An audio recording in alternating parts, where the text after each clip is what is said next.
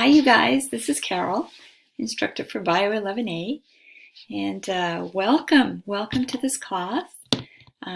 It's great that you're here, and I do miss being in person, but this is what we have right now, so this will be good. We'll make it work. So I wanted to just give you a little bit of a background on who I am or why I like biology, but the first question I throw at you there is why? Why do we study biology? I mean, some of you have to take this class, and that's why you're taking it. But hopefully by the end, you'll know that it's fabulous. I wanted to show you what the majors in the field of biology exist at UCSC. Just because we're doing a general bio means that we've got to just sort of do a little tiny bit of everything, because each one of those topics is sort of a field in itself.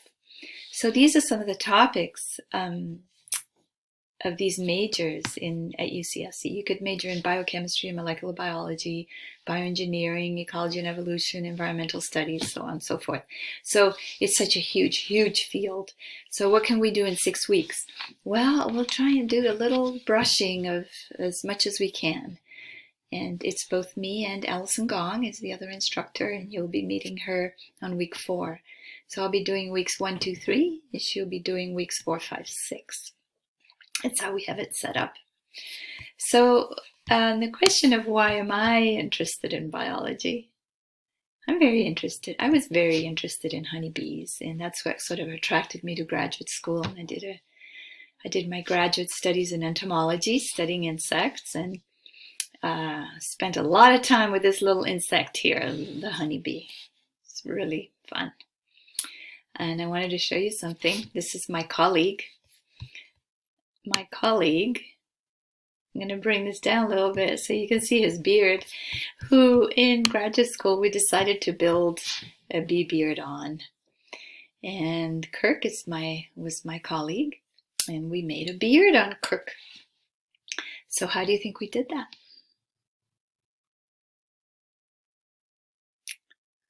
Well, I can't really wait for you to answer me here, but the trick is that all the bees will go towards the queen, towards the pheromone of the queen.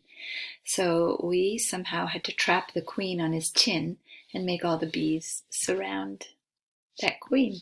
So we did it by putting it in a little cage, and then we taped the cage around the back of his head here, and then waited for all the bees to come and take care of their queen. And we tried to get it away from his mouth.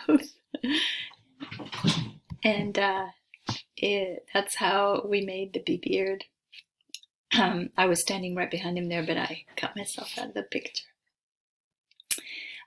So biology is so very important today.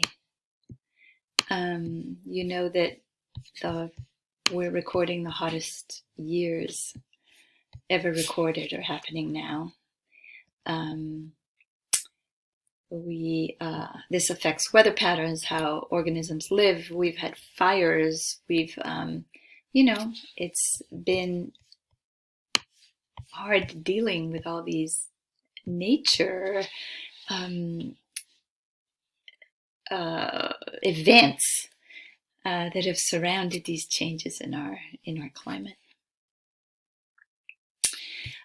So I'm interested in obviously in bees and living things, but I'm also fascinated by natural selection.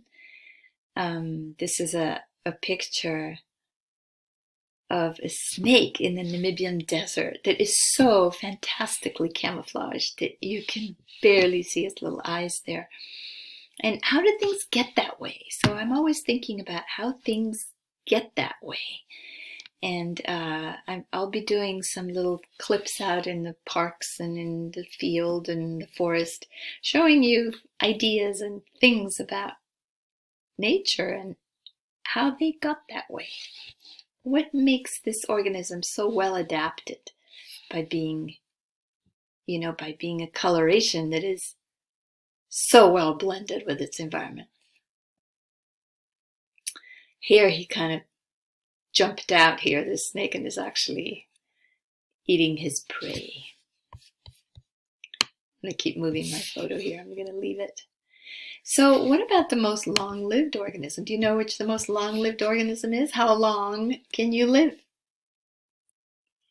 Well, it's actually the bristlecone pine. How long does it live? Any guesses there? Think about it. This bristlecone pine lives about 5,000 years. Is that crazy? These are in the Eastern Sierras. So if you backpack or hike around there, you'd be able to see these amazing organisms. And some of these are clones, actually, that is so interesting that they're all one clones of each other, and they've been living there for 9,000 years. We in St. Mark's have a tree that was 2,000 years old, and it fell a couple of years ago. I'll be showing you a video of that later on.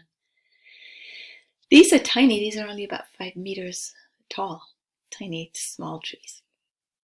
So this is our beginning chapter, and I have lots of work for you to do on that first chapter. I want you to go through my unit. If you have questions, please contact me.